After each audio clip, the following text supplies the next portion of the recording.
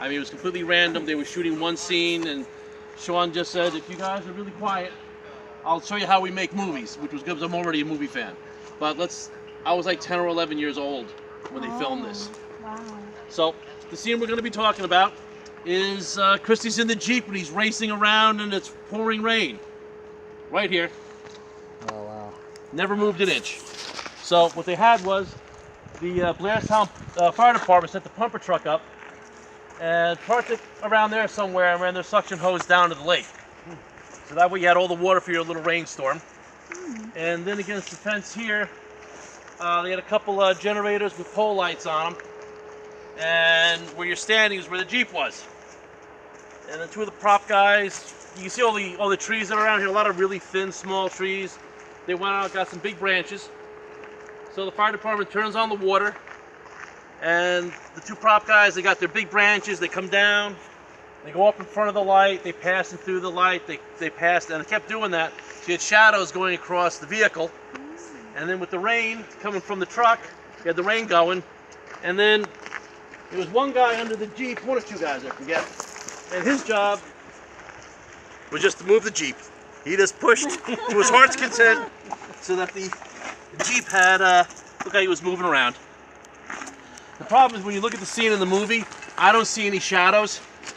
So he might have shot it 20 times. And oh, the shadows look horrible. But the scene was filmed here, but I think what I saw might have been on the cutting room floor, as they say. Now there's another scene that's filmed just like it. They're in a cop car, and obviously, if you can see through the windshield, the camera's outside the car. There's no way that car's moving. So that was that scene.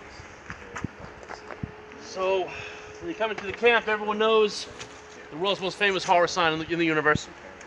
That was in between these two trees here, and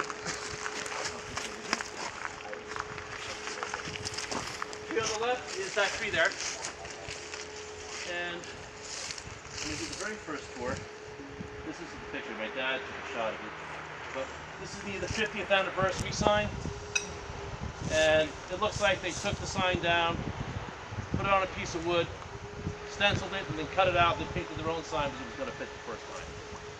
So, alrighty. Now actually when you come into the camp, you see the sign, every Boy Scout camp in the universe has a sign like this, at least back then. You took all the branches, you tied the name of it, and it was probably someone's pioneering project. And you see how nice the signs we have now, even coming into the camp. They're really great signs. Alright, this is how everyone arrives in Novi Bosco. At least, you know. So, now, we knew the scene was filmed somewhere between the parking lot and the main road. This morning, I was told if you drive about a minute, you'll see some trees with white and red tape on them. They think that's where it was, not 100%. So, but it's based on the roads. You look at these roads, there's nothing like this at that end of the camp. So, and of course, which you'll get to do later, you get to do one of these. You know, get the and the tree. It's a tree just like this one. It's a cedar chestnut oak. It's the most common tree in this camp. We never knew which tree it was. You know, by the time the movie came out, there was no way to figure that out. But at least you get to with her later on, which is even better than this shot. All right, what else we got here?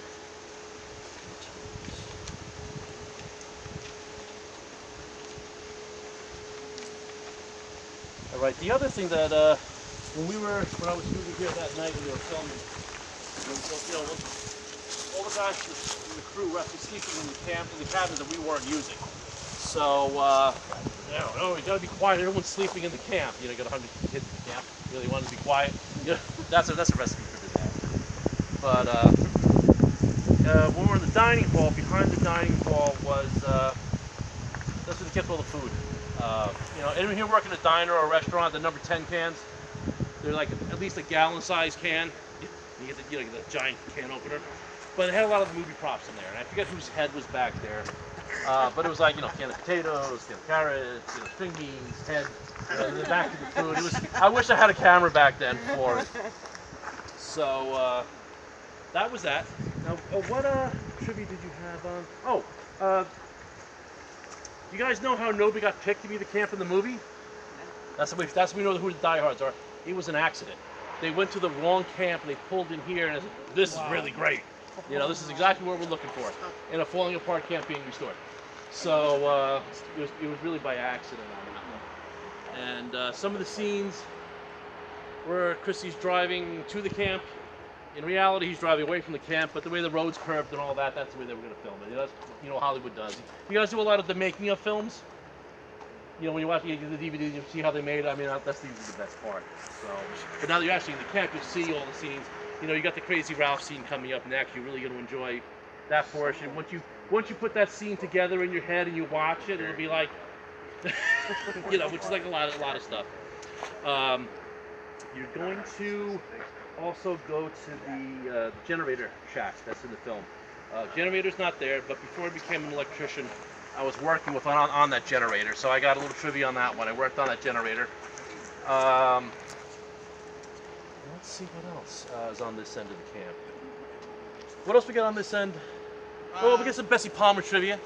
You know why Bessie Palmer did the film? That's a pretty good question. What? Why a car? She needed a car, and then she was frustrated. She did the film, then she became really famous, then it was okay.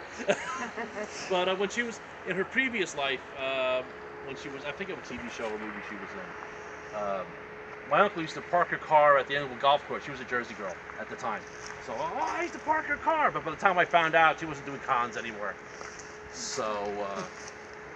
You know, I want to thank you because, you know, your donations, when I come up here and work, all your stuff goes right into the camp. The council doesn't get their hands on it. It goes right into these cabins. So I want to thank you for that. Oh, a couple tours ago, someone asked me, what has the effect of Jason been on the camp?